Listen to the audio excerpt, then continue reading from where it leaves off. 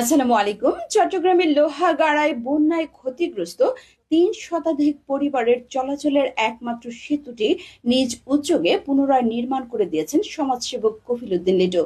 ভারী বর্ষণ ও পাহাড়ি ঢলে লোহাগাড়ার চুন্তি ইউনিয়নের বড়ুয়া পাড়ার কাঠের সেতুটি ভেঙে যাওয়ায় দুর্ভোগে পড়েছিলেন স্থানীয়রা। সাত্তার শিকদারের পাঠানো তথ্যচিত্রে বিস্তারিত জানাচ্ছেন ফাতেমা জোহরা।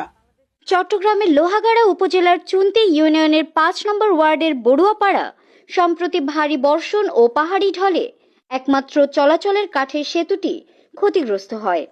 এতে করে অন্তত ৩ শতাধিক পরিবারের যোগাযোগ ব্যবস্থা বন্ধ হয়ে যায় এবং চরম দুর্ভোগে পড়েন সাধারণ মানুষ।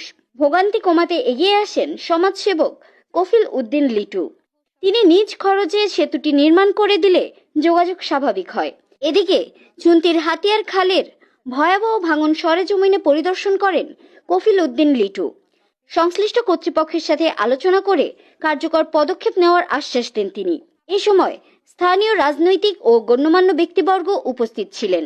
ব্রিজটা ভেঙে গেছিল, এটা আমাদের সুন্নত ইউনিয়ন বিএনপির পরিবারের লিটু ভাই, উনি তাৎক্ষণিক খবর লিটু ভাই অনেক একখান উপহার করছি, আন্তরিক ভাবে মানে কি অভিনন্দন জানাই।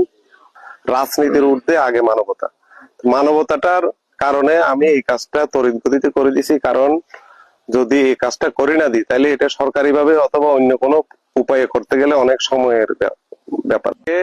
গতকাল ইউনো মহোদয় হাতিয়ার খাল পরিদর্শনের জন্য এসেছিলেন, আমি ওনার সাথে ছিলাম। উনি আমাকে আশ্বস্ত করেছেন এবং তাছাড়াও আমাদের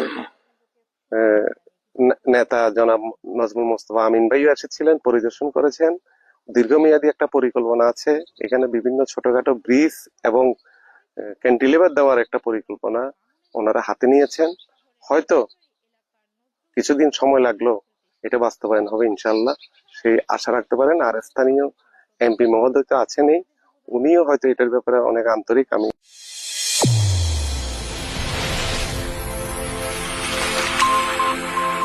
চ্যানেল A1 হৃদয়ের স্পন্দন।